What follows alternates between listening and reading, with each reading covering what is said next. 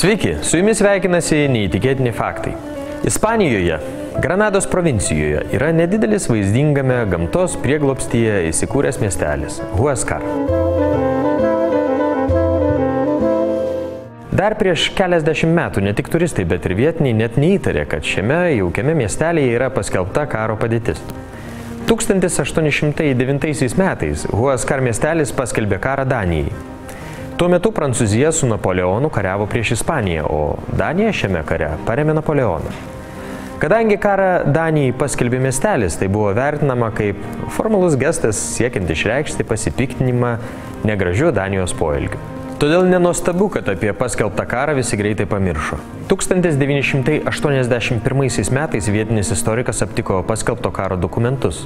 Ir nors per 172 realiai nevykusio karo metus niekas nežuvo ir nebuvo sužeistas, nes nebuvo iššautas nei vienas šūvis, tų pačių metų lapkričio 11 dieną miestelio meras ir Danijos ambasadorius Ispanijoje pasirašė taikos sutartį ir formaliai užbaigė šį karą. Tai gyvuoja taika ir meilė. Ačiū žiūrėjusiems. Visas neįtikėtinų faktų laidas rasite internetinėje televizijoje betabu.tv. Taip pat kviečiame mus sekti Facebook'e.